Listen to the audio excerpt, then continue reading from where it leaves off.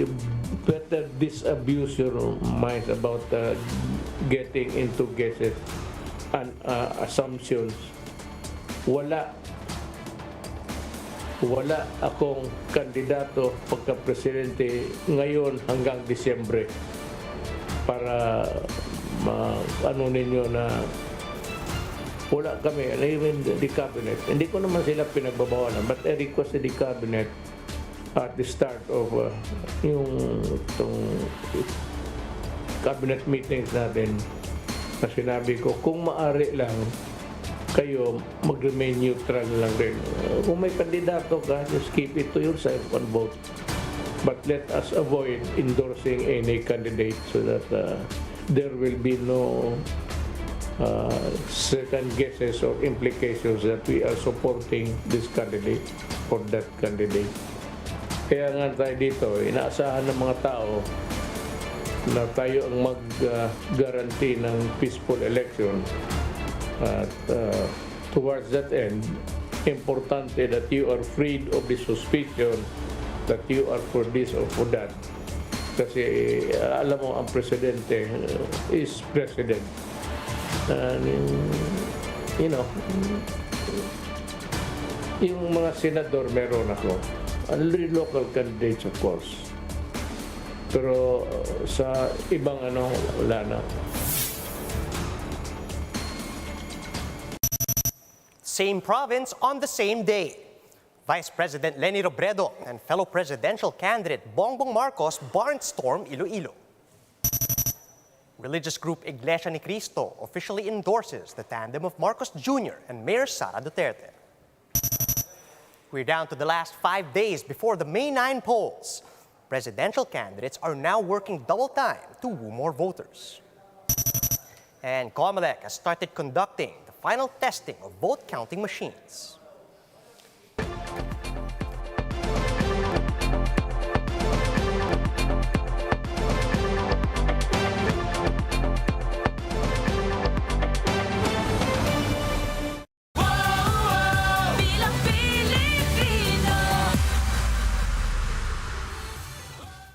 Fast, focused, and fearless. Here's everything you need to know as you jumpstart your day. I'm Charles Lejano. 5 more days before the national elections, and the UNITEAM is trying to lock in their votes by holding one meeting the Avance in Visayas, another one in Mindanao, and a last one in Luzon. Marian Enriquez tells us more. Thousands of supporters attended UNITEAM's meeting the Avance on Tuesday night. With less than a week remaining before the national elections, the tandem of Ferdinand Marcos Jr. and Davao City Mayor Sara Duterte is going for one final push through a series of meeting the Avance in Luzon, Visayas, and Mindanao. Their first stop was at the Gimbal Football Field in Iloilo. Patuloy po ang aming pagsigaw ng mensahe ng pagkakaisa. Hindi ko lang alam kung kaya mag-folder yung namin. Patuloy po upang kami ay humingi ng patuloy po kami humihingi ng suporta upang maluklok kami sa mga matataas na posisyon upang masimulan na namin ang pagkakaisa ng Pilipinas. Marcos Jr. and the UNITEAM held this campaign on Tuesday night in a known opposition bailiwick. The vote-rich province of Iloilo is considered as one of the strongholds of the Liberal Party. That is why it comes as no surprise that officials such as Iloilo Governor Arthur Defensor Jr. and other local executives have already endorsed Vice President Leni Robredo. Wala sa planning namin yun. From day one, wala sa planning namin may pasagin, wala. In fact, we have been calling for unity, pagkakaisa. Recall that Marcos lost both in Iloilo Province and Iloilo City during the 2016 vice presidential race as Robredo dominated both areas. Still, that hasn't stopped some local officials from expressing their support for the UNITEAM. This includes Iloilo 1st District Representative Janet Garin, who used to be health secretary under late President Noynoy Aquino. Ang tinitingnan po namin pagkatapos ng eleksyon ay panalo si Bongbong Marcos. Pero hindi siguro ganun kamalawak dahil of course yung Iloilo City naman ay medyo nasa kabilang partido. After Iloilo, the unit team will then head to Tagum City in Davao del Norte on Thursday, May 5. Here, Davao del Norte Governor Edwin Jubahib and Davao del Norte 1st District Representative and Partido Reforma President Pantaleon Alvarez have both endorsed Leni Robredo. And come May 7, Marcos Jr. and Inday Sara will hold its finale meeting, the Avance, in Parañaque. For News 5, Marian Enriquez, we are One News. Other presidentiables continued to intensify their campaign as they make the most of the last few days before the elections.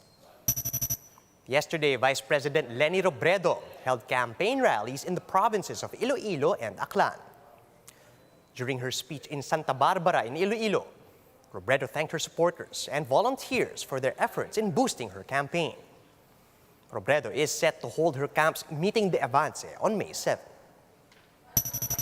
Senator Ping Lacson, meanwhile, campaigned in Muntinlupa City on Tuesday, together with his running mate Tito Soto. During the town hall meeting, Lacson shrugged off his 2% score in the latest Pulse Asia survey, and he says he'd rather wait for the actual votes on election day. The Lacson-Soto tandem will hold their meeting de Avance on May 6. Meanwhile, Senator Manny Pacquiao visited some cities in Iligan and Marawi yesterday, particularly those where he put up housing programs. Pacquiao reiterates his vow that if he becomes president, he will not only hold corrupt officials accountable, but also ensure that everyone in the country will have a home. Hordes of people gathered around the senator during his motorcade to Marawi, and Pacquiao admitted that he seldom visits the place, but he wants to assess the needs of residents affected by the 2017 siege. Labor leader Calio D. Guzman visited Antipolo City, where he met with leaders of different associations in the city. De Guzman says he aims to address land-grabbing issues in some of the barangays in the city. Manila Mayor Isko Moreno is back in Manila, and yesterday, he led the inspection of the Albert Elementary School in Sampaloc for its renovation. Moreno says the LGU will replace their old buildings and provide more open and green spaces for students. Meanwhile, the Manila Mayor says he is also not bothered with his recent drop to 4% in the latest Pulse Asia survey. He also says that he remains hopeful and that he will take his campaign all the way to the finish line. Iglesia Ni Cristo halted the rumor mills by finally coming up with an endorsement for the Unity team. Jenny Don with the rest of the story. Religious group Iglesia Ni Cristo has formally announced that they're endorsing former Senator Ferdinand Marcos Jr. and Davao City Mayor Sara Duterte as their president and vice president of choice. The Christian denomination announced their bets in their TV channel's newscast Tuesday night. In a video message, Marcos Jr. and Duterte thanked INC for their endorsement. Sisikapin po namin na ang tiwalang ipinagkaloob nyo sa aming tambalan ay magbubunga ng tunay na pagkakaisa ng mga Pilipinong nagmamahal sa Pilipinas at walang alinlangan na sama-samang haharap sa mga pagsubok na daraan sa paghanda ng magandang bukas para sa ating mga kabataan. Ang pagpili sa amin ni Apo Bongbong Marcos bilang mga kandidato na inyong sinusuportahan sa pagkapresidente at vice-presidente sa darating na halalan ay isang malaking karangalan na may kaakibat na hamong nakatuon sa aming kakayahang mapag-isa ang bansa. The INC also encouraged their members to vote for some of Unity Team's senatorial bets, particularly for Chingo Estrada, Win Gatchalian, Mark Villar, Mig Zubiri, Lauren Ligarda, and guest candidate Robin Padilla. Former VP Giorgio Binay, Alan Peter Cayetano, Guillermo Eliazar, JV Ejercito, Joel Villanueva, and Chis Escudero also got the INC's endorsement.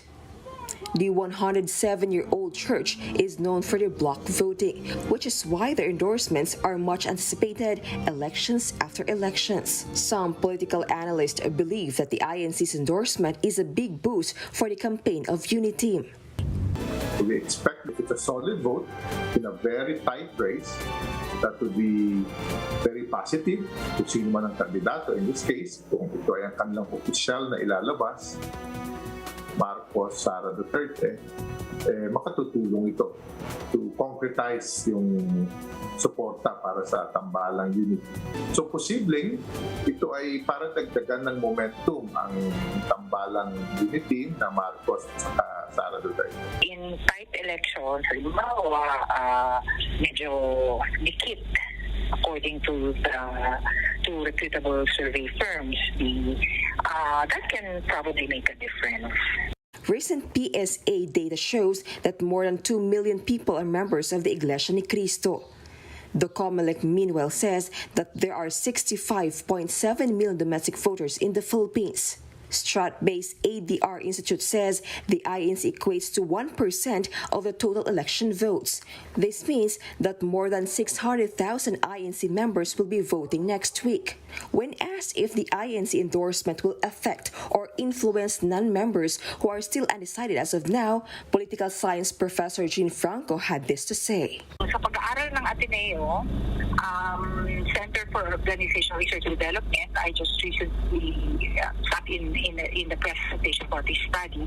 The biggest influence to the Filipino voter is the voters' family and significant others.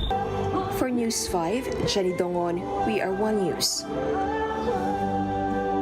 COMELEC has started conducting final tests of vote counting machines across Luzon, Visayas, and Mindanao. The Commission says this will go on until May 7, 2 days before the polls. Greg Gregorio with the story. The COMELEC has conducted final testing and sealing of vote counting machines that will be used in the upcoming elections. In San Juan Elementary School, one of the polling centers in the city, members of the Board of Election Inspectors spearheaded the process. Inspectors brought the VCMs to polling precincts before opening it in front of poll watchers and other election stakeholders. The boxes were checked to see if all paraphernalia, like cables and thermal papers for the printing of voters' receipts, are present. They also ran a diagnostic test to know if the machines are working properly. Makikita niyo po dito sa initialization report po, wala pong laman si BCM. Zero po lahat? Zero po siya. This was followed by an open voting with poll watchers to check if the VCMs are properly reading accomplished ballots. COMELEC Chairman Saidaman Pangarungan was also hopes that this would help convince the public of an honest and credible elections come Monday. I'm sure magandang impact nito sa voting kasi nakikita natin na yung proseso sa election ay okay naman dito sa final testing natin at saka sealing. After the FDS, the machines were reset, sealed, and brought back to storage. This will be secured by the Philippine National Police until May 9. More than 106,000 VCMs have been delivered across the country. Some are still in various hubs awaiting their scheduled final tests. Aside from NCR, final tests were also done in Central Luzon, Mimaropa, and Zamboanga Peninsula. Yesterday, it was conducted in Cagayan Valley, Calabarzon, and Bicol regions. Based on the 2022 elections calendar, all of the machines must be subjected to final testing until May 7.